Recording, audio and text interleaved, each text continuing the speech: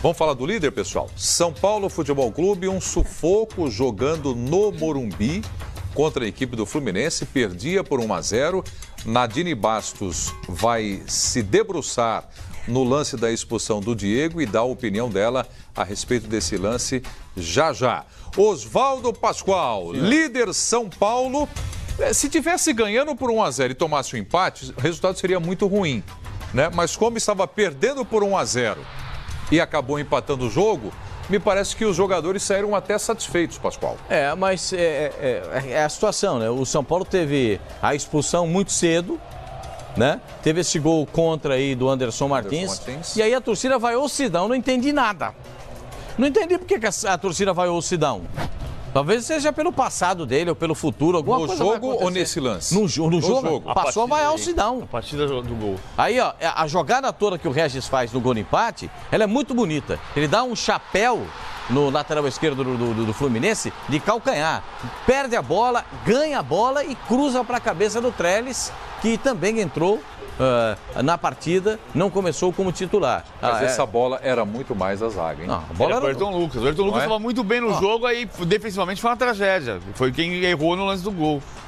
Agora, o Aguirre mexeu bem no time. O Aguirre ele começou o jogo com o Reinaldo e tinha uma razão, porque o Fluminense tem o Dodge, que é o terceiro homem de meio campo, mas o Dodge não fecha para marcar o lateral. Então, se tivesse um lateral ofensivo, se tivesse Reinaldo e Everton, o Everton está machucado, ele faria 2-1 em cima do Léo, fácil. Ele pensou em ter o Reinaldo como ponta, só que o Edmar não faz ultrapassagem. E do outro lado, o Fluminense começou a fazer 2-1 em cima do lateral do Bruno Pérez, porque o Ayrton passava muito, é muito bom no apoio ao Ayrton Lucas, e o Everaldo é muito forte. Então, vinham os dois em cima dele, o João Rojas não estava dando conta do Ayrton Lucas, e o Fluminense criou ali a bola que o Jadson chutou na trave. No primeiro tempo. Aquela bola ali, que dá uma casquinha, o Sidão para tirar. Esse é o lance que você falou aí, da expulsão. Bom, o lance da expulsão da Nadine. Nadine Bastos, a expulsão do Diego Souza. Que não tivemos de reclamação nos outros dois jogos. Tivemos nesse jogo onde o Delson Freitas, árbitro do quadro da FIFA, expulsou o Diego Souza por esse braço ali no Léo. Para mim, exagerou, porque é um lance para cartão amarelo. A gente observa que não atinge o rosto do jogador do Fluminense, e sim ali o peito, e sem aquela intensidade do lance, que seria uma agressão. Então, para mim, ali era cartão amarelo somente. O árbitro, talvez, o ângulo de visão não estava tão bem posicionado, estava atrás do lance, se deixou levar, talvez, pela plástica da jogada do jogador que se jogou ao chão, colocou Nadine, a mão no rosto. Aquela imagem anterior ali, a gente vai voltar, me parece que o árbitro não estava bem colocado? Para mim, o árbitro não estava bem colocado. Ele estava de costas para o lance, ele só vê o Diego levando o braço, mas não onde atingiu. E como o jogador do Fluminense cai, coloca, o Léo, né? Cai e coloca a mão no rosto daquela forma, como se tivesse levado simplesmente sei lá, sangrou? Não. Não, porque não pegou no rosto, pegou no peito. A bola pegou no peito. Eu estou dizendo isso porque a expulsão do Felipe Melo, o árbitro tinha dado cartão amarelo. Depois ele viu o estrago na perna do jogador paraguai, foi lá e expulsou ele. Não, mas aqui no caso o assistente também podia ter auxiliado o árbitro. Lembrando que esse árbitro gosta de deixar sempre o jogo correr muito. Quem apitou? Delson Freitas. Ele é um árbitro que chama o jogo muito para ele. Já trabalhei junto com o Delson, mas ele é um árbitro que o jogo é mais dele. Talvez o assistente até tenha visto, mas não tenha a capacidade, talvez pelo escudo não ser da FIFA, não tem essa postura, essa ação de falar para o árbitro, para ele dizer, não, você errou. Tem isso também. A gente não pode dizer que não tem, porque tem. A arbitragem, às vezes, o assistente ele fica inibido pelo árbitro estar num grau maior do que ele. O árbitro veio com o cartão vermelho na mão, como se dissesse, eu vi o lance é meu, para mim é expulsão, então ninguém mais fala nada, fica todo mundo só olhando. Olha, deixa eu só fazer uma parte aqui, a gente vai continuar falando do São Paulo. O momento agora é o São Paulo líder do campeonato. É que para não ficar muito distante a discussão do Diego no jogo do Maracanã, só uma parte agora, não é pra gente voltar agora a falar do Flamengo, depois a gente fala, o torcedor de São Paulo vai enlouquecer, o cartão do Diego, que a gente ficou devendo. Então coloca aí o lance pra gente, por favor. Então vamos lá, todo mundo prestando atenção, esse é o lance da disputa em que ele ganhou o cartão amarelo. Merecido o cartão amarelo, ele dá uma entrada ali, acho que é o Samuel Xavier que ele pega, dá um carrinho, atinge o jogador, apesar de pegar ali a bola, ficar com a posse da bola, mas isso para mim é lance para cartão amarelo, não tem dúvida alguma. Não achei forçado, não. Ah, não, queira fazer o que é difícil é a gente... É muito subjetivo a gente mensurar se ele quis fazer isso para tomar ou não o amarelo. Ele tá querendo jogar, ele levanta já puxando o contra-ataque. Eu acho que ele não tentou forçar o cartão. Ele tomou o cartão merecidamente. Merecidamente. Quando o jogador ele força o cartão, tem várias maneiras de você forçar um cartão amarelo. Por exemplo, dar um chutão na bola, xingar. Ali ele corre o risco de levar um vermelho direto, o que daí não compensa. A análise é essa, ótimo. O que não compensa ele levar o amarelo. Então, para mim, ele não forçou, porque ele poderia, às vezes, entrar forte demais, levar o vermelho e continuar com aquele amarelo, o que não mudaria, claro, não estaria no próximo jogo, mas continuaria pendurado. Existem outras maneiras de se forçar o cartão amarelo, principalmente reclamar com o árbitro, chutar a bola para o alambrado, perder tempo. Perfeito, né? Coisas que caracterizam aí uma forçação mesmo para o cartão amarelo. Vamos voltar para o São Paulo no Morumbi com um empate no clássico dos tricolores, 1-1 com o Fluminense. Então você já disse sobre a expulsão do Diego Souza. Foi exagerada. Exagerada a expulsão do Diego Souza. Só completar o que eu estava falando, por que eu acho que ele mexeu bem no jogo? Eu expliquei o lado esquerdo. Não saiu o jogo ali e estava sofrendo do outro lado. O que ele fez? Quando ele meteu o Regis, e diferente da semana passada, que ele pôs o Bruno Pérez de ponta e o Regis na lateral, hoje ele colocou o Regis na ponta direita e deixou o Bruno Pérez na lateral. E ele conseguiu prender o Ayrton Lucas e evidenciar os defeitos do Ayrton Lucas na defesa. Foi onde saiu a jogada do gol. É a jogada do gol aí, vou dizer. O João Rojas foi jogar lá na esquerda. Foi jogar na esquerda, como fez no segundo tempo contra o Ceará. E o Regis faz a jogada do gol, completada pelo Trellis, que tinha entrado no lugar do Shailon. Os dois que entraram são os que constroem a jogada do gol da vitória, do gol do empate. E o interessante, Pascoal, é que o elenco do São Paulo está entendendo perfeitamente todas essas mudanças que o Aguirre faz, né? Hoje, na verdade, o torcedor do São Paulo tem que comemorar o ponto conquistado. Porque com 1-0 e com 1 a menos, a situação do São Paulo era muito delicada. E tem que comemorar mesmo. Sem Everton, sem Nenê. Sem Everton e sem Nenê. O Everton ainda vai levar um bom tempo para se recuperar. O Nenê já é um caso que semana que vem já está jogando. O Jusilei também, semana que vem já está jogando. Não tem problema. Agora o Everton já é um pouco mais demorado. Então o São Paulo vai ter dificuldades, vai ter problemas no campeonato. É normal que isso aconteça, porque não dá para você passar os 38 jogos do Campeonato Brasileiro com a mesma formação. Isso é impossível, não vou dizer praticamente impossível, é impossível, porque tem cartões, tem suspensões por cartão vermelho, cartão amarelo, tem lesões, isso acontece no futebol, é normal que isso aconteça. O São Paulo tem que comemorar esse ponto. Agora, as vaias ao goleiro Sidão. Tem torcedor de São Paulo que diz Sidão? Que o Sidão. Então vamos fazer o seguinte. Coloca a imagem de novo no gol contra do Anderson Martins. É importante jogar uma luz mesmo nesse lance, porque o PVC do meu lado disse o seguinte: a partir dali, as vaias surgiram para o goleiro Sidão.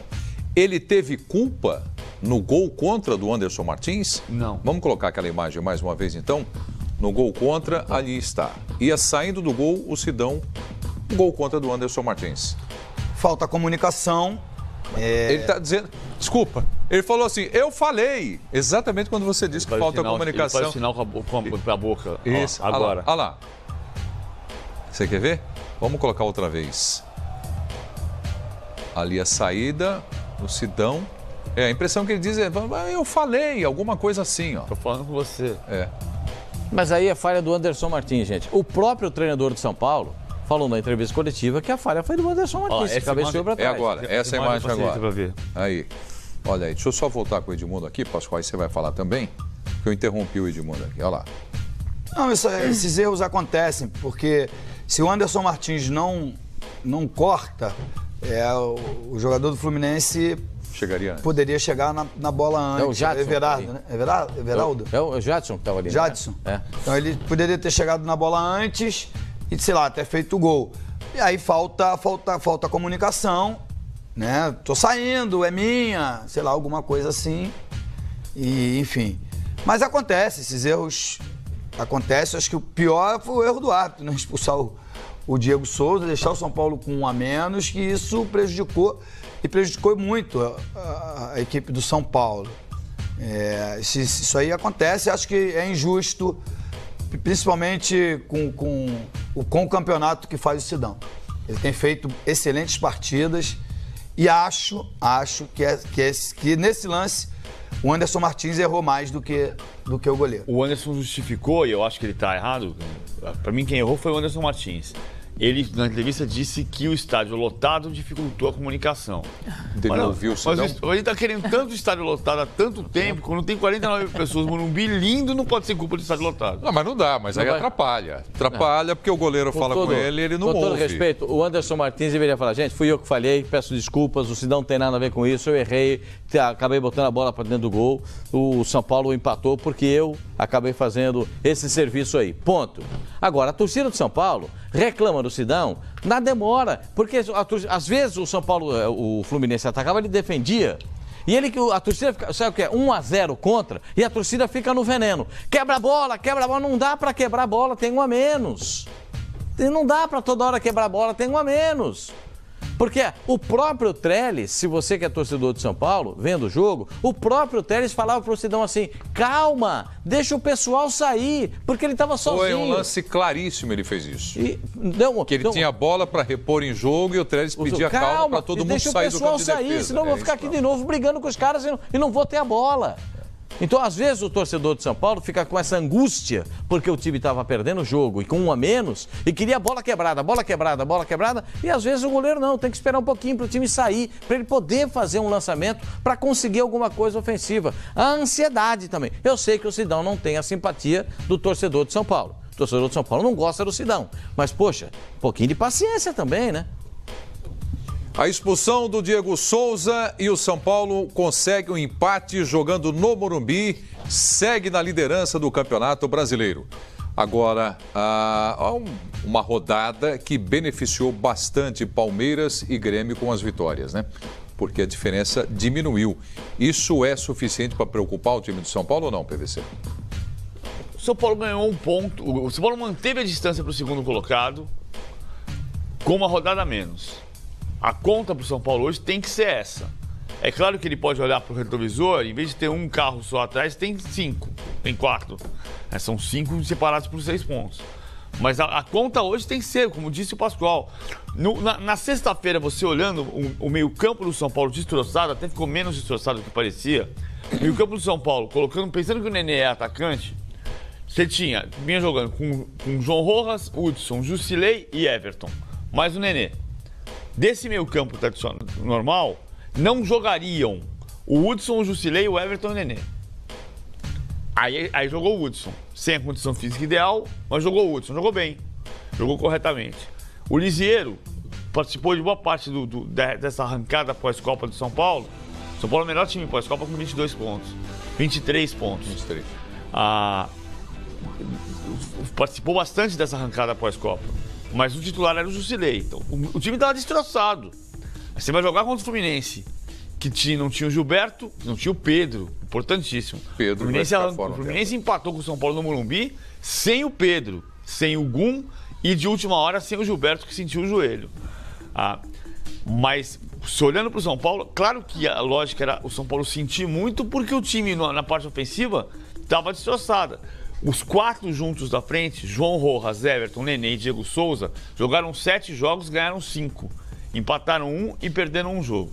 Empataram o jogo, hoje não conta porque perderam o jogo para o Grêmio, empataram o jogo contra o Paraná e ganharam os outros 5. Então, dos 23 pontos pós-Copa, esses 4 ajudaram a ganhar 17. E não jogaram. Então, tinha o problema, agravado pela ausência do Diego Souza, expulso.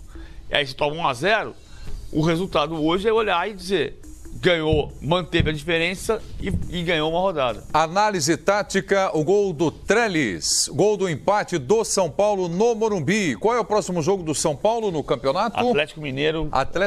Em Belo Horizonte, quarta-feira. Então preste atenção aí, porque o Trellis vai ser titular no jogo contra o Galo. Vamos lá, análise tática agora mostrando a jogada que começa lá do meio, uma bela jogada do Regis. Ele vem rodar 2, né? Teve gente que reclamou de falta nesse lance aí do Regis com o Ayrton, mas a gente vê na jogada, o assistente estava de frente pro lance, não aconteceu nada, o Regis foi somente na bola, jogo limpo, então o gol ali foi legal. Lance normal. Normal. E aí a repetição, esse lance aí, olha, o assistente está muito perto ali, está 4 metros, 5 metros.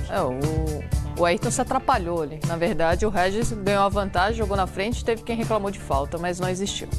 Mas olha o chapéu de calcanhar que ele dá, que bonito, ó. Linda jogada.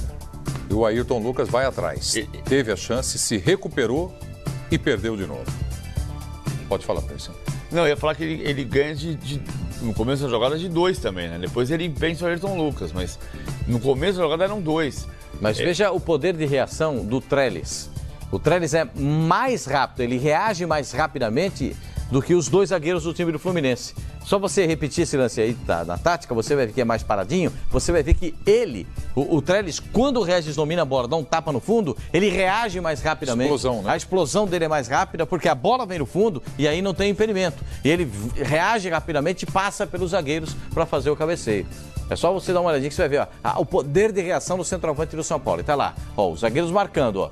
Ele vai roubar a bola aqui, ó a explosão dele ali no meio, ó. Agora, ó. Eu falo isso, Pascoal, todo domingo aqui. Olha ali, ó. Reagiu, o brasileiro olha lá. tá torcendo. Olha a reação que ele teve, tá? Mas já saiu na frente. Eu não falo isso? Fala. Todo domingo? Todo domingo. Todo Tá lá, você tá lá. vê a análise tática, você fala aí. Tá lá, os 3 jogadores do Fluminense estão torcendo.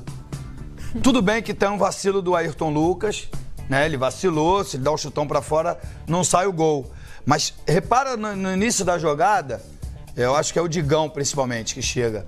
Digão lá no meio. Ele tá torcendo pra ver o que vai acontecer. Olha lá. Vamos reparar bem, ó. Agora. Vai dar chaleira. Ó, olha, repara o Digão lá no meio, ó. Ó, ele tá olhando, ó, ele para pra torcer, ó. Ó. Ó a reação agora do Trellis, ó. Ó, o Trellis vai explodir agora. Dá um tapa no fundo, o Trellis explode, ó. Olha lá, lançou. Olha o Digão com ele. Os 3 ficaram parados. Tá torcendo ou não tá? Tá. Se tá posicionado, independente do que vai acontecer lá, põe a mão no cara. O seu adversário tem que estar perto de você, você tem que estar com contato com ele. Depois que saiu um segundo, 1 milésimo de segundo na frente, não pega mais. E aí o artilheiro aproveitou bem, né? O Trellis aproveitou bem o cruzamento e faz o gol, né? Assim, uma pena o jogo ter sido empate, que foi um grande jogo. Legal. Bom, Eu sempre torço pra ter vencedor.